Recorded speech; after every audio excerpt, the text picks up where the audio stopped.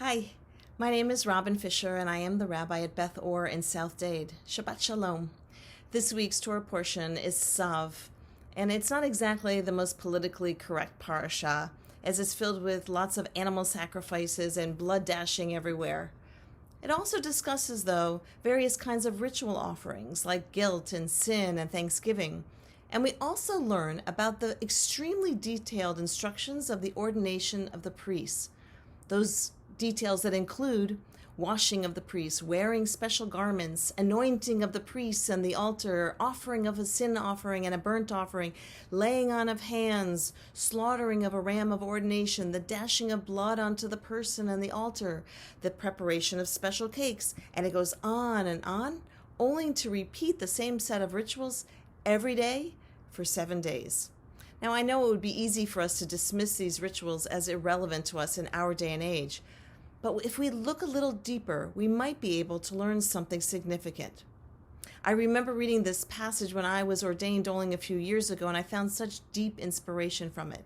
Not because I am fascinated by the sacrifices of animals and all the blood rituals, but because I was hyper-focused on my own ordination procedure and what I might be able to glean from these ancient rituals. Now let's take a look.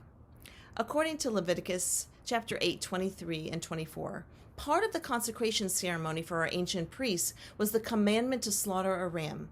And then Moses says he takes the blood from the ram and puts it into 3 distinct places: on the ridge of Aaron's ear, on his right thumb, and on his right big toe. And then he repeats the procedure again for Aaron's sons, putting the blood on his right ear, on the right thumb, and on the right big toe.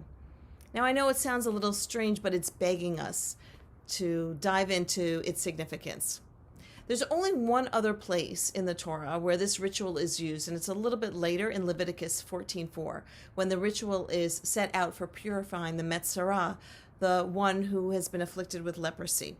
In this situation, the priest is commanded to also place the blood on the right ear, on the right thumb, and on the right big toe.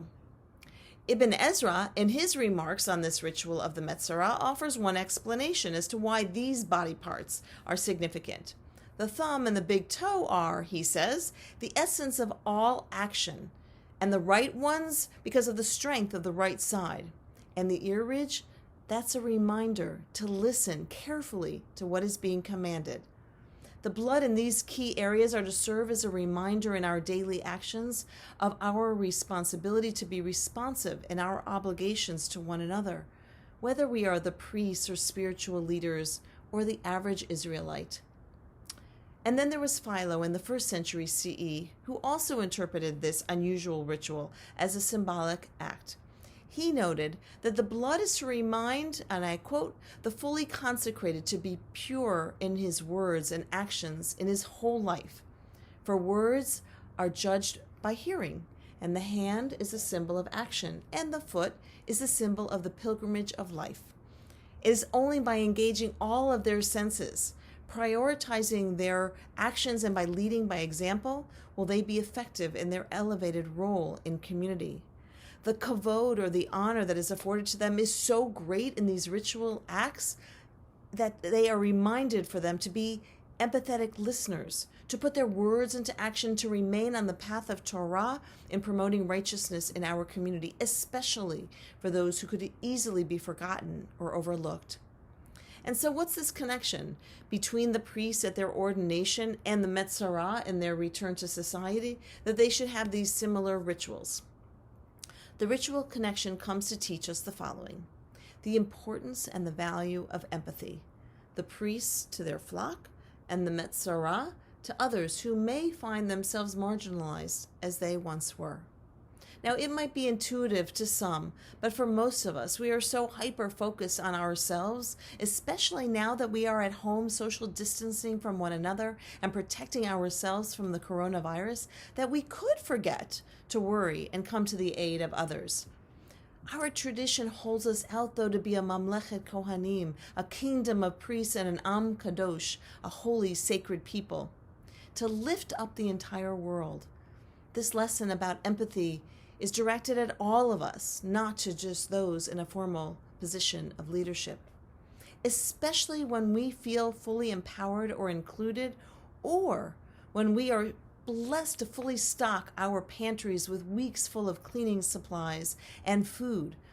This is when we must heed the words of which we are reminded over and over again, including on the holiday of Pesach, which begins next week, Avadim Chayinu, that we were slaves in Egypt, to remember what it feels like to be on the margins of society, to feel forgotten, to be oppressed, so that we can be inspired to correct those situations for those who are in need of our help.